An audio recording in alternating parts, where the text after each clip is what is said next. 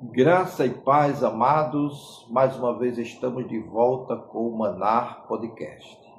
E hoje o tema é maravilhoso, porque nasce de uma pergunta: devemos guardar o sábado nos nossos dias? Eu sou o pastor Israel, pastor presbiteriano, e esse é mais um episódio do Manar Podcast.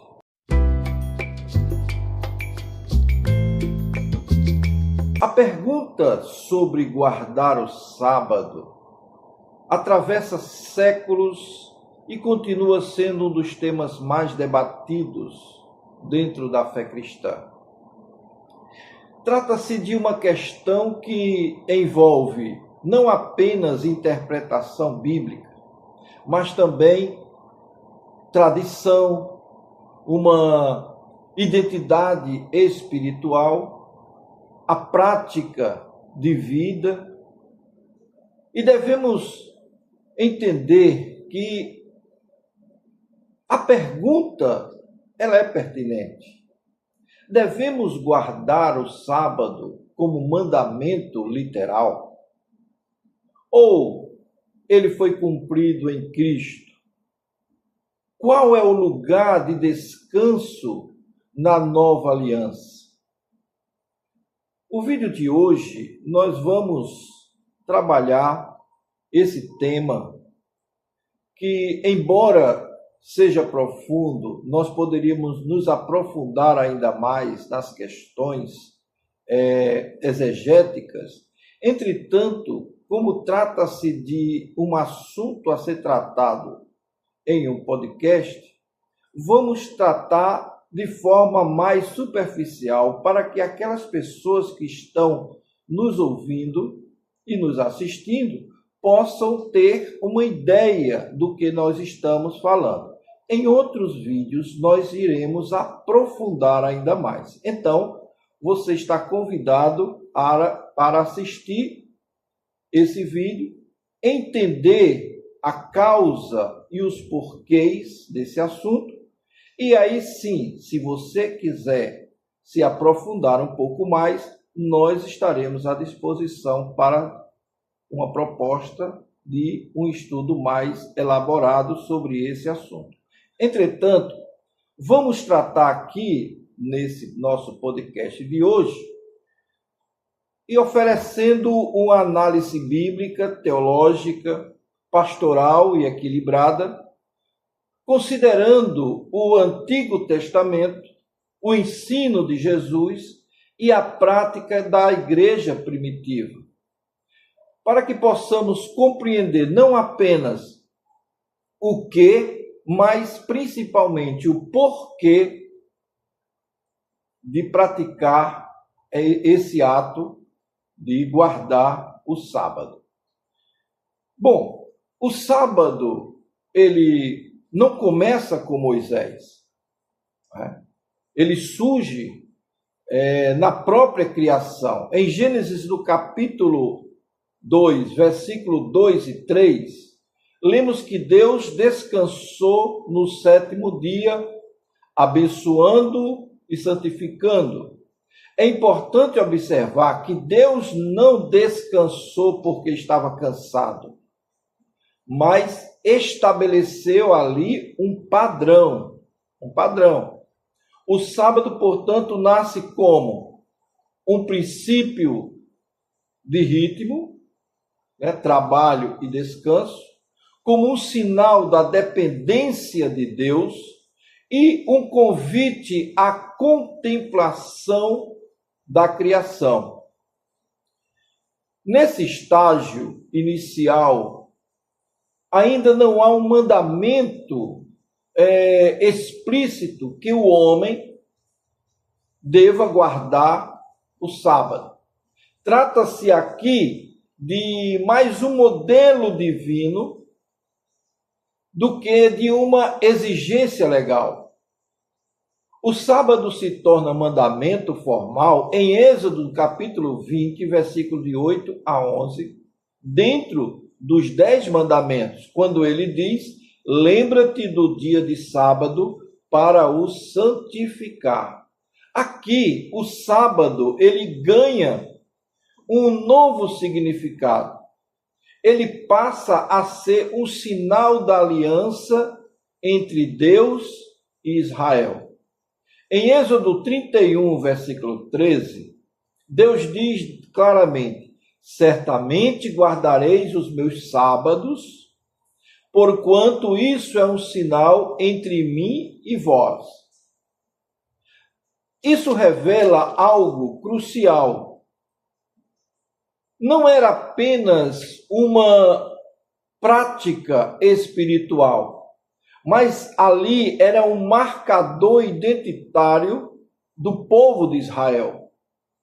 Suas funções incluíam separar Israel dos outros povos, das outras nações, reforçar a dependência de Deus, especialmente no contexto do maná, que ali estava sendo entregue ao povo no deserto, lembrar a libertação do Egito, da escravidão do Egito, conforme está lá em Deuteronômio capítulo 5, versículo 15, e, portanto, o sábado na lei, ele é apenas moral, ou seja, melhor dizendo, ele não é apenas moral, ele também é cerimonial e pactual. Preste atenção. O sábado na lei não é apenas moral, ele é cerimonial e pactual. Ao chegarmos no Novo Testamento, encontramos diversos conflitos entre Jesus e os fariseus a respeito do sábado. Jesus realiza curas no sábado, conforme está lá em Marcos 3, de 1 a 6. Ele permite que seus discípulos recolham espigas nesse dia, conforme está lá em Marcos capítulo 2, 23 e 28. E confronta interpretações rígidas da lei com relação às Escrituras. Ora, uma das declarações mais importantes de Jesus está lá em Marcos, no capítulo 2, versículo 27, que diz assim: o sábado foi feito por causa do homem, e não o homem por causa do sábado. E ainda mais impactante é quando ele diz: o Filho do Homem é Senhor até do sábado. Preste atenção, porque isso tem um significado importante. Essas palavras, elas não anulam o sábado, mas revelam algo que é extraordinário. O sábado, ele não pode ser um peso religioso.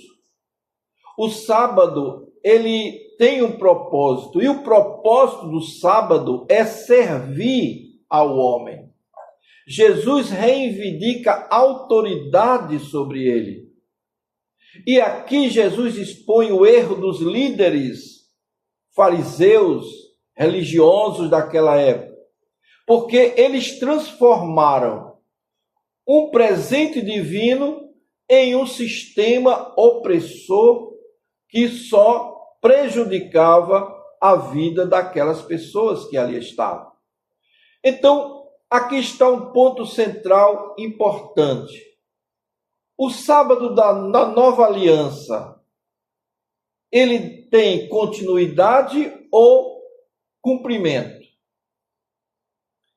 O Novo Testamento, ele não apresenta os apóstolos exigindo dos novos crentes, dos gentios principalmente, pelo cumprimento da guarda do sábado. Pelo contrário, vemos uma abordagem diferente no texto que nos revela como a igreja primitiva tratava o sábado. Em Colossenses capítulo 2, versículo 16 e 17, ele diz assim: ninguém, pois, vos julgue por causa da comida ou bebida, ou dia de festa, ou lua nova, ou sábados, que são sombra das coisas futuras, mas o corpo é de Cristo. Preste atenção, Paulo chama o sábado aqui de sombra, ou seja, ele apontava para algo maior, ele apontava para algo que estaria por vir, e esse algo é Cristo. É Cristo. Então, em Romanos capítulo 14, versículo 5, nós encontramos a seguinte passagem. Um faz diferença entre dia e dia, outro julga iguais todos os dias, cada um esteja inteiramente seguro em sua própria mente. Aqui, Paulo trata a questão como não essencial para a salvação, como de fato o guardar o sábado ou deixar de guardá-lo não interfere na sua salvação. Pense nisso. Hebreus capítulo 4, versículo 9 e 10, ele diz: portanto, resta ainda um repouso para o povo de Deus. Aqui o autor aos Hebreus, ele apresenta o verdadeiro descanso, o Shabat de Deus, como algo espiritual, encontrado só em Cristo. O domingo foi substituído ou substituiu o sábado? Vem essa pergunta muitas vezes. Então, o que podemos responder? Muitos cristãos passaram a se reunir no domingo. Mas isso não foi uma troca de mandamento. Não houve troca de mandamento. Foi uma prática baseada em eventos significativos nesse dia. Veja, a ressurreição de Jesus ocorreu no primeiro dia da semana, conforme está lá em Mateus 28:1. A igreja se reunia como congregação, em comunhão, nesse dia, conforme está lá em Atos capítulo 20, versículo 7. E era chamado esse dia de reunião de o dia do Senhor, conforme está lá em Apocalipse capítulo 1, versículo 10. Importante é compreendermos que o domingo não é apresentado como um novo sábado. Não é apresentado como um novo sábado. Principalmente na Bíblia. A Bíblia não apresenta o domingo como um novo sábado. Ele se torna um dia de celebração e não de uma obrigação legal.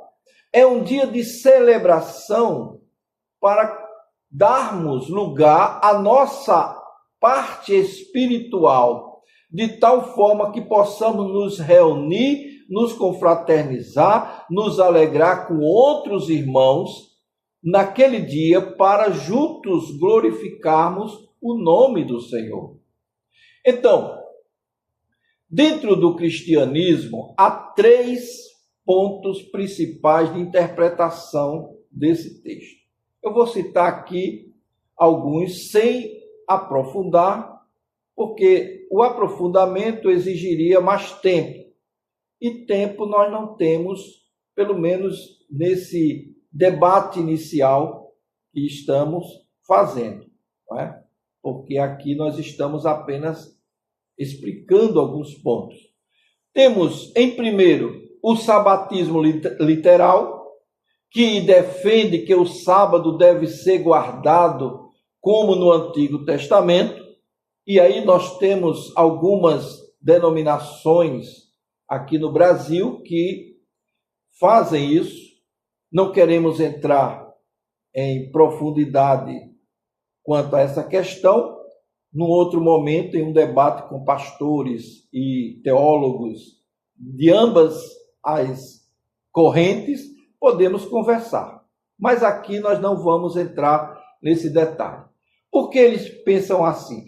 Eles pensam que fazem parte dos 10 mandamentos e que, por fazerem parte dos 10 mandamentos, devem ser cumpridos. e também que nunca foi abolido explicitamente essa prática, conforme a ideia. Agora, há um desafio aqui. Como aplicar essa lei sabática nos dias de hoje? É uma questão a se analisar futuramente. Aqui também nós poderemos fazer isso, conversando com teólogos, pastores a respeito disso. Bom, existe uma outra corrente também, chamada transferência para o domingo. Esse grupo defende que o princípio do sábado continua, mas foi transferido para o domingo. De sorte que eles usam como argumento a continuidade moral do mandamento. E assim, a prática da igreja primitiva era também essa, embora não fosse relatado, porque faltava um mandamento explícito para essa questão da transferência. E por não ter, eles acham que deve pensar dessa forma. E tem uma terceira corrente que diz que o sábado teve seu cumprimento em Cristo, que é a posição mais aceita entre os protestantes hoje, que defende que o sábado ele foi cumprido em Cristo. E os argumentos que são elaborados estão lá em Colossenses capítulo 2, 16, 17, Hebreus 4, quanto à liberdade cristã. E aqui o foco não é dia específico. O foco aqui é um estilo de vida de descanso em Deus. Esse é o que é aceito pela maioria dos protestantes.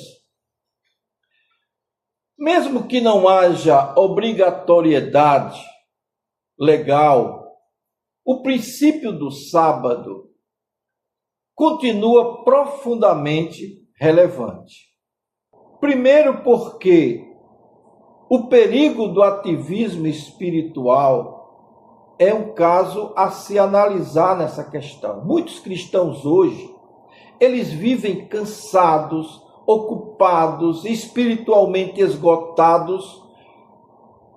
Então, o princípio do sábado se aplica aqui quando um líder espiritual está tão envolvido com a obra que não sabe parar, que não tem um tempo para si, que não confia em Deus suficiente ou suficientemente para poder descansar no Senhor, saber que a obra é do Senhor, mas ele tem que cumprir metas. Então, esse tipo de ativismo espiritual é muito perigoso. Daí a necessidade de um sábado, ou seja, de um shabat, de uma condição de descanso para essa pessoa. Tem um outro ponto, o descanso como ato de fé. Descansar aqui é dizer sempre a Deus que o mundo não depende da gente, que nós não podemos mudar o mundo, que é Deus que está no controle de tudo. Isso confronta muitas vezes com o nosso orgulho de acharmos que somos autossuficientes, com a nossa segurança, a nossa empáfia, muitas vezes, por sermos líderes espirituais, achamos que somos suprassumo do momento, quando na realidade nada somos. Somos servos, como qualquer servo, que servimos a um Deus que nos ama e não quer que nós nos esgotemos por causa de um trabalho eclesiástico que muitas vezes tem levado servos de Deus até a uma exaustão física de tanto fazer a obra. Deus sempre quer o equilíbrio. Então, fique analisando essa questão. A outra condição é a idolatria da produtividade. Vivemos em uma cultura que valoriza a produção constante. O sábado nos lembra que você não é uma máquina, que você é um ser humano que precisa de valor. O seu valor não está no que você produz. Preste bem atenção nisso. Então, o sábado ele vem como uma ajuda para mudar essa idolatria e você saber que pode ter todos os sucessos nos seus empreendimentos e tirar um dia de descanso. Não vai quebrar você se você descansar um dia na semana. Ah, mas eu tenho que bater meta. Olha, se você tirar um dia para estar com Deus, com certeza você baterá a sua meta e ainda sobrará tempo. Tá certo? Confie no Senhor. Tem outra corrente chamada também que exalta muito a questão do descanso em Cristo. E o maior cumprimento do sábado é esse. Não é um dia, mas uma pessoa. Então, Jesus disse: vinde a mim, todos vós que estáis cansados e sobrecarregados ou oprimidos, e eu vos aliviarei. Olha, essas palavras que Jesus disse, através de Mateus, aqui no capítulo 11, ele mostra que o verdadeiro sábado é entrar nesse descanso, é estar na presença de Deus. Então, a pergunta inicial volta à tona. Devemos guardar o sábado hoje? A resposta bíblica e equilibrada, preste atenção, é que não somos obrigados a guardar o sábado como lei mosaica, mas somos chamados a viver o princípio do descanso em Deus. Entenderam? Então, isso significa o quê, pastor? Isso significa que você pode separar um dia para o descanso, para adorar a Deus. Isso é saudável e isso é bíblico. Você não deve julgar os outros que guardam o sábado literal, porque você não guarda, então eu vou também criticar quem guarda. E vice-versa. Não devemos criticar aqueles que não guardam, porque nós guardamos. Então precisamos ter equilíbrio nessa condição. Romanos capítulo 14, ele fala sobre esse assunto, para que você entenda. Então, outra coisa, você não deve transformar esse dia ou essa prática em legalismo. Tome cuidado. As coisas de Deus são muito sérias. Deus não gosta de engessamento, mas também Deus não gosta da coisa feita de qualquer jeito. Então prepare o seu coração, a sua alma, o seu espírito para fazer as coisas de Deus com equilíbrio. Uma aplicação prática para as nossas vidas que eu queria trazer aqui como princípio de forma madura é que separe um tempo semanal para Deus. Separe. Não por obrigação, mas por relacionamento com Deus. Desconecte-se do excesso. Evite transformar sua vida num ciclo de exaustão.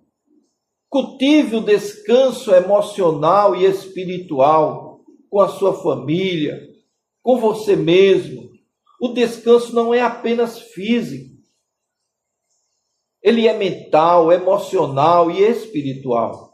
Então, viva na graça de Deus e não na culpa. Deus não está pedindo sua espiritualidade de leis guardada, até porque ninguém cumpriu a lei a não ser Jesus. E se você falha em um dos pontos da lei mosaica, você falhou em todas. Então, quem poderia escapar? A misericórdia de Jesus é quem nos traz de volta para o caminho com Ele, e não a exigência do cumprimento da lei. Agora, a guarda do sábado, quando entendida apenas como regra, ela perde o seu significado. Mas quando compreendida à luz de Cristo, ela ganha profundidade. O sábado não foi abolido no sentido de perder o seu valor. Ele foi cumprido e elevado à sua condição. Hoje, Deus não está procurando pessoas que apenas guardam o sábado literal, mas pessoas que descansam nele, pessoas que confiam nele, pessoas que vivem nele. Mais importante do que perguntar qual dia guardar, é perguntar: você tem descansado em Deus? Porque no fim, o verdadeiro sábado não é um calendário, é um coração rendido a Deus, é um coração que se deixa moldar pela vontade de Deus. Então, se esse podcast de hoje te ajudou de alguma forma, eu peço a você que se inscreva no nosso canal, que dê sua opinião aqui embaixo, diga o que você achou. Se foi superficial, diga foi muito raso. Se foi profundo, diga que foi profundo. Diga se gostou, se não gostou, mas compartilhe, mostre, fale o que você está entendendo disso tudo que nós estamos falando. E que a graça de Deus te abençoe rica e abundantemente. Nos vemos no nosso próximo podcast.